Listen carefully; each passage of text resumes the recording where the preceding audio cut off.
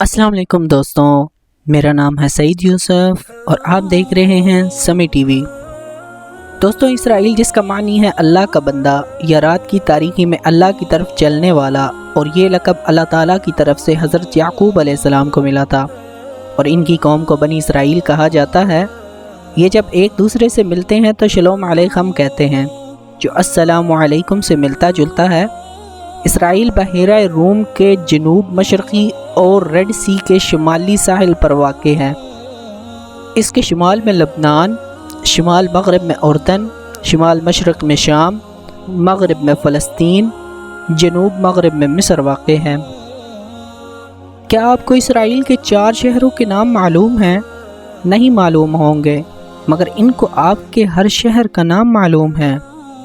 दुनिया की कुल आबादी इस वक्त तकरीबन 27 अरब है, जिनमें यहूदियों की तादाद 1 करोड़ 41 लाख है, जो दुनिया की कुल आबादी का तकरीबन 2% बनती है। यहूदी ज़्यादातर अमेरिका और इसराइल में रिहाइश पजीर हैं।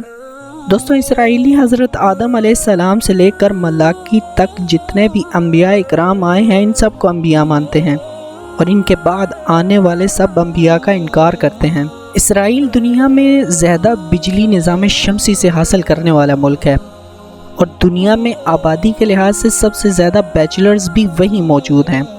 हमारे यहाँ डिग्री का मकसद अच्छी नौकरी, काम ना करने की तनख्वाह और काम करने की रिश्वत लेना है, और इसराइल में तब तक स्टूडेंट्स को डिग्री नहीं मिलती जब तक कोई बिज़नेस या कोई अपना आइडिया सेल करके $10,000 प्रॉफिट नहीं कमा लेते। और हमारे यहाँ डिग्री होल्डर्स सोच रहे होते हैं हमने आगे करना क्या है। यहूदियों की मुक़द्दस तरीन किताब तलमूद के मुताबिक दुनिया का ये निज़ाम 6000 साल पर मुहित है। इनका साल सितंबर में शुरू होता है। इसे ये जश्न तिश्तरी कहते हैं। इब्रानी में इसे रोज़े हाशाना यानी साल का सर कहा जाता है। इनके कैलेंडर ने 5780 साल मुकम्मल कर लिए हैं। इनके अकीदे के मुताबिक दुनिया के ख़ात्मे में अब सिर्फ 220 साल बाकी हैं और अल्लाह के यहाँ एक दिन 1000 साल का है। याद रहे, इसराइलियों के लिए 6 का इंसा बड़ी अहमियत का हामिल है।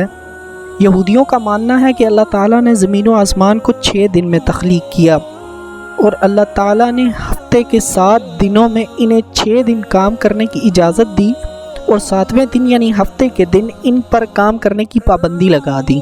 आप अगर इसराइलियों का झंडा देखें तो इस पर 6 कोनों वाला सितारा नज़र आता है, जिसे स्टार ऑफ डेविड यानी सितारा दाऊदी कहते हैं।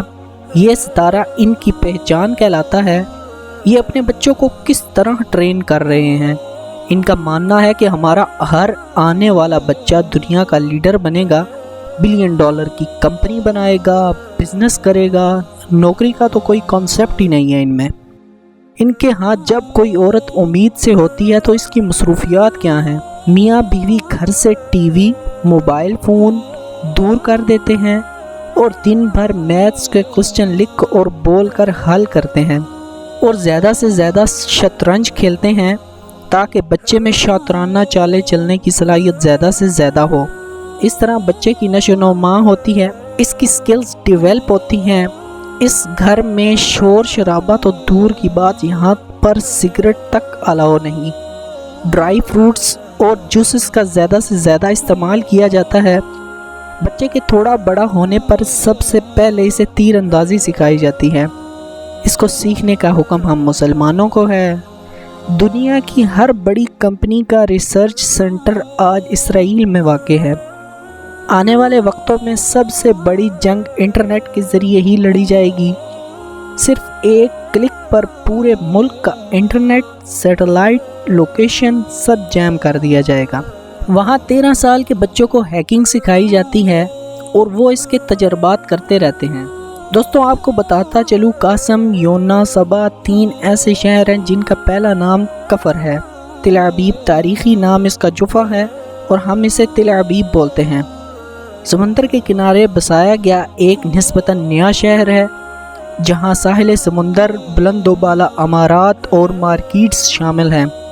इस शहर की खूबसूरती और सफाई के एतबार से पूरे यूरोप के किसी शहर से भी कम नहीं। نازرت شہر جس کے بارے میں کہا جاتا ہے کہ یہ جیکب میری اور جیزس یعنی حضرت یعقوب علیہ السلام اور حضرت مریم علیہ السلام کا گھر تھا، اور حضرت عیسیٰ علیہ السلام کی ولادت بھی اسی شہر میں ہوئی تھی۔ دوستو، اسرائیل میں سب سے بڑا جشن کا دن ہیپی پاسور یعنی عید صفا کا ہوتا ہے، جو 7 دنوں یعنی 15 اپریل سے 22 اپریل تک منائی جاتی ہے۔ یہ دن فرعون سے آزادی کے طور پر منایا جاتا ہے۔ ان کی دوسری عید اورین کہلاتی ہے۔ ایرانی بادشاہ نے حامان کے کہنے پر یہودیوں کو قتل کرنے کا حکم دے دیا، لیکن حکم لے کر جانے والے نے ملکہ کو بتا دیا۔ اس نے حامان کو ہی قتل کروا دیا، اور اس لیے اسے یوم نجات کے طور پر بھی منایا جاتا ہے، اور یہ ہر سال کے آخری مہینے کی 14 تاریخ کو منایا جاتا ہے۔ ان کا تیسرا تہوار روش ہاشانہ کہلاتا ہے۔ اس کو جشن نو روز بھی کہتے ہیں۔ اس دن صبح سے لے کر شام تک موسیقی بجائی جاتی ہے، روٹی اور پھلوں کو شہد میں ڈبو کر کھایا جاتا ہے۔ اسرائیل میں دنیا کی تیسری بلند ترین شرح جہاں 55% خواتین مردوں کی جگہ کام کرتی ہیں۔ اسرائیل ان ممالک کی لسٹ میں شامل ہے جہاں میٹھے پانی کی کمی ہے، لیکن آج دنیا میں سب سے بڑا سمندری پانی کو صاف کرنے کا پلانٹ بھی اسرائیل میں ہی ہے۔ ہولی چرچ آف اسپرچل قبر کو کہتے ہیں۔ عیسائیوں کے نزدیک یہ پاکیزہ ترین جگہ ہے، جہاں ان کے خیال میں حضرت عیسیٰ علیہ السلام کو کروسیفائیڈ کیا گیا تھا، لیکن قرآن کریم کے مطابق حضرت عیسیٰ علیہ السلام کو آسمانوں میں زندہ اٹھا لیا گیا تھا، جبکہ ان کی جگہ کسی اور کو ہم شکل بنا لیا گیا جسے کروسیفائیڈ کر دیا گیا۔ عیسائی روایات کے مطابق چرچ کی پہلی منزل پر واقع پہاڑی پر حضرت عیسیٰ علیہ السلام کو مصلوب کیا گیا تھا۔ اس کے بعد ان کا جسم پہاڑی سے لایا گیا اور نیچے موجود انسانی جسم کی طرح موجود لمبی چوڑی سل پر لٹا کر ان کے جسم پر تیل لگایا گیا۔ یہ پتھر آج بھی یہاں موجود ہے، جسے عیسائی زائرین چومتے ہیں۔ یہاں سے تھوڑے فاصلے پر دفن کرنے کے لیے لے جایا گیا۔ دفن کرنے سے پہلے ہی ان کا جسم یہاں سے اوپر آسمانوں کی طرف غائب ہو گیا۔ اسرائیل دنیا کے ان ممالک میں شامل ہے جہاں موویبل گھر بنانے کا رجحان بہت زیادہ ہے۔ دنیا کا سب سے پہلا موبائل موٹرولا بھی یہیں اسرائیل میں ہی بنایا گیا تھا۔ اسرائیل کی گائے دنیا میں سب سے زیادہ دودھ دیتی ہے۔ جیروسلم یا یروشلم یا القدس دنیا کا واحد شہر ہے جس مسلمان، عیسائی اور یہودی مقدس مانتے ہیں۔ یہودیوں کا عقیدہ ہے کہ یہی وہ جگہ ہے جہاں انسان کی تخلیق ہوئی تھی، اور یہی حضرت ابراہیم علیہ السلام نے اپنے بیٹے اسماعیل علیہ السلام کی قربانی کی تیاری کی تھی۔ مسیحی سمجھتے ہیں کہ حضرت عیسیٰ علیہ السلام کو یہیں مصلوب کیا گیا تھا، اور یہی ان کا سب سے مقدس کلیسا باقی ہے۔ مسلمانوں کا عقیدے کے مطابق حضرت محمد صلی اللہ علیہ وآلہ وسلم نے معراج پر جانے سے قبل یہیں 1,24,000 انبیاء کی امامت کرائی تھی۔ یہ انبیاء کرام کا شہر ہے جس کے بارے میں کہا جاتا ہے کہ اس کی بنیاد 4,000 سال قبل از مسیح رکھی گئی تھی۔ فروری 638 عیسوی میں مسلمانوں نے بغیر جنگ کے یروشلم فتح کر لیا تھا۔ حضرت عمر فاروق رضی اللہ عنہ یروشلم کی چابیاں لینے آئے تو عیسائیوں کے پیٹری آرچ سیفرون نے انہیں چرچ دکھانا شروع کر دیا۔ اسی دوران نماز کا وقت ہو گیا۔ سیفرون نے حضرت عمر کو چرچ کے اندر ایک جگہ نماز ادا کرنے کی دعوت دی، لیکن حضرت عمر فاروق رضی اللہ عنہ نے یہ کہہ کر انکار کر دیا، میرے بعد مسلمان یہاں ہی نماز پڑھنا شروع نہ کر دیں۔ انہوں نے ایک پتھر زور سے چرچ کے باہر پھینکا، اور جہاں پتھر گرا وہیں انہوں نے نماز ادا کر لی، اور وہیں آج مسجد عمر فاروق بھی ہے۔ اس کی دیوار کے ساتھ سنگ مرمر کی ایک تختی پر عیسائیوں اور حضرت عمر فاروق رضی اللہ عنہ کے درمیان ہونے والا معاہدہ عربی زبان میں لکھا ہوا ہے۔ یہاں پہلا چرچ 66 عیسوی میں بنایا گیا تھا، جسے رومن بادشاہ ہادریان نے گروا کر ٹیمپل تعمیر کروا دیا تھا۔ 326 عیسوی میں یہودیت سے عیسائیت قبول کرنے والا بادشاہ کانسٹنٹائن نے یہاں پر ایک چرچ تعمیر کروایا۔ بعد میں عیسائی فرقے اس پر قبضے کے لیے لڑتے رہے، صلاح الدین ایوبی نے لڑائی کا یہ حل نکالا کہ چرچ کے مرکزی دروازے کی چابیاں چرچ کے نزدیک رہنے والے مسلمان خاندانوں کے حوالے کر دی۔ وہ ہر روز چرچ کا دروازہ کھولتے اور بند کرتے تھے، کیونکہ کوئی بھی عیسائی فرقہ دوسرے پر اعتبار کرنے کو تیار نہیں تھا۔ موجودہ دور میں بھی ان خاندانوں کا ایک فرد اسرائیلی سپاہیوں کے ساتھ چرچ کا دروازہ کھولنے اور بند کرنے کے لیے آتا ہے۔ بحیرہ روم کے ساحل پر واقع حیفا بندرگاہ ملک کی سب سے بڑی بندرگاہ ہے۔ یہاں کا موسم ایشین ممالک کی طرح خشک اور گرمی پڑتی ہے۔ ٹوکیو نیو یارک کے بعد سب سے زیادہ لوشی تل اویو کے ہوٹلوں میں ملتی ہے۔ اسرائیل کا لد ایسا شہر ہے جس کے بارے میں احادیث ہیں کہ حضرت عیسیٰ علیہ السلام دجال کا خاتمہ یہیں کریں گے۔ تل اویو کی ڈیزن گوف سٹریٹ اسرائیل کی سب سے مہنگی گلی کہلاتی ہے۔ دوستوں، آپ یقیناً جاننا چاہیں گے کہ یہ لوگ کیسے عبادت کرتے ہیں۔ ان کا وضو 3 سے 4 مرتبہ ہاتھوں کو باری باری دھونا ہوتا ہے۔ یہ اپنے سر پر ٹوپی پہنتے ہیں جسے یامرتل یا کفا کہتے ہیں۔ ماتھے پر یا بائیں بازو پر چمڑے کا ٹفلن باکس باندھتے ہیں۔ کندھوں پر شال اوڑھتے ہیں جسے تالت کہتے ہیں۔ یہودی دیوار گریا کے پاس آ کر عبادت اور تلاوت کرتے ہیں، روتے ہیں، دعائیں مانگتے ہیں اور بیرونی ممالک سے آنے والے اپنے دوستوں کے دیے ہوئے دعائیہ خطوط لے کر آتے ہیں۔ جو اللہ کے نام پر ہوتے ہیں وہ خطوط اس دیوار میں اینٹوں کے درمیان پھنسا دیے جاتے ہیں، اور یہ نماز بھی پڑھتے ہیں۔ ہاتھ باندھ کر قیام کی حالت میں اونچی آواز میں تورات کی تلاوت کرتے ہیں، ٹوپی پر ہاتھ رکھ کر سجدہ کرتے ہیں، اور آخری رکعت میں رکوع کی حالت میں پہلے بائیں جانب پھر دائیں جانب سلام پھیرتے ہیں، اور پھر 2 زانوں بیٹھ کر دعا مانگتے ہیں، اور آخر میں زمین پر الٹے لیٹ جاتے ہیں، پھر بیٹھ کر دعا مانگتے ہیں۔ دوستو، دنیا کی 3000 سے زائد بڑی کمپنیوں کی ابتدا اسرائیل سے ہوئی تھی۔ اسرائیل میں ماڈل بننے سے پہلے اپنا ہیلتھ کارڈ اور اپنا وزن بتانا ضروری ہے۔ دنیا کی سب سے بڑی ہیروں کی ہول سیل مارکیٹ اسرائیل میں ہے، جسے بطور کرنسی بھی قبول کیا جاتا ہے۔ دوستو، پاکستانی قوانین کے مطابق اسرائیل جانا غیر قانونی ہے، لیکن اسرائیلی قوانین کے مطابق پاکستانی اسرائیل آ سکتے ہیں۔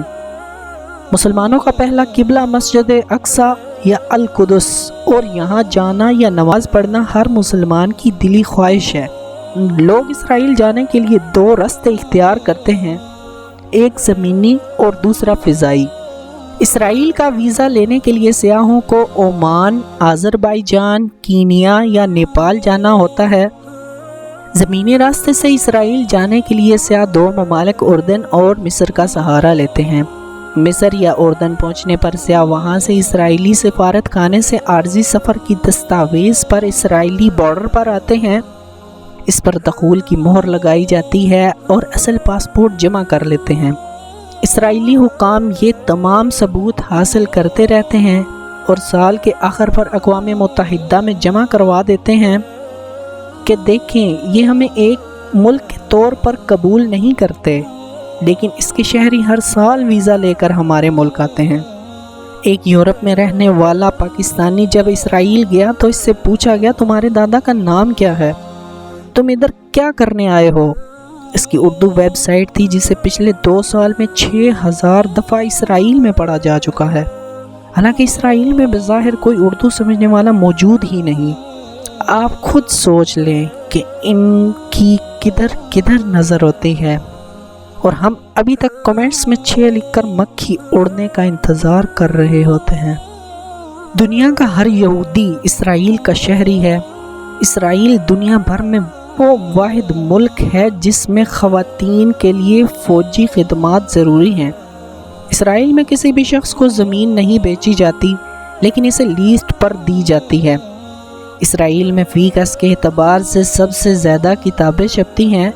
اسرائیلی دنیا میں سب سے زیادہ فروٹ کھانے والے مانے جاتے ہیں۔ ڈیڈ سی یعنی بحر مردار، عرب اسے بحر میت بھی کہتے ہیں، یہ قدیم زمانے میں بحر لوط بھی کہلاتا تھا۔ یہ دنیا کا پست ترین مقام ہے اور سطح سمندر سے 1300 فٹ نیچے ہے۔ ڈیڈ سی دنیا کا واحد سمندر کا حصہ ہے جس میں کسی قسم کی حیات نہیں پائی جاتی، نہ تو اس میں مچھلی ہے، ना ही कोई पौधा, हत्ता कि इस पर काई तक नहीं उगती। ना तो इस पर कोई मौज दिखाई देती है, ना कश्ती, मोटर बोट और बहरी जहाज़ तक नहीं चल सकते, क्योंकि डेड सी में नमकियात 23 से 25% हैं, जबकि आम समुंदर में यह मिक़दार 4 से लेकर 6% तक होती है। इस भारी नमकियात की वजह से डेड सी में ना तो ज़िंदगी मुमकिन है, ना ही कश्ती रानी। आप जो ही इसमें कश्ती डालते हैं ये उलट जाती है। ये दुनिया का वाहिद समुंदर है जिसमें कोई भी जिंदा शख्स या जानवर डूब नहीं सकता। इसका जनूब मशरक़ी इलाका उर्दन और मगरबी इलाका इसराइल के पास है। दोस्तों, ये समुंदर दरअसल अल्लाह ताला के अज़ाब का नतीजा है। जब हज़रत लूत अलैहिस्सलाम की 5 बस्तियाँ सदूम, अमूरा और ज़ग़र, जो कि ज़्यादा मशहूर थीं, ये इस जगह आबाद थी। दोस्तों, ये हम जिन्स परस्ती यानी होमोसेक्सुअलिटी में मुब्तला थे। अल्लाह ने इन पर अज़ाब नाज़िल किया। अल्लाह ने लूत अलैहिस्सलाम को बस्ती छोड़ने और पीछे मुड़कर ना देखने का हुक्म दिया। इनकी बीवी ने हुक्म की नाफरमानी की और उसे पत्थर बना दिया गया, और इसका मुजस्मा आज भी इबरत का निशान है। बैतुल मुक़द्दस इससे सिर्फ 15 मील के फासले पर है। इनकी करेंसी शेकल है, जो कि पाकिस्तानी 47.42 रुपयों के बराबर है। इसराइली नोटों पर वर्टिकल तस्वीरें छापने की बजाय हॉरिजॉन्टल तस्वीरें छापी जाती हैं, और इनके नोटों पर अंधों की पहचान के लिए निशानियां रखी गई हैं।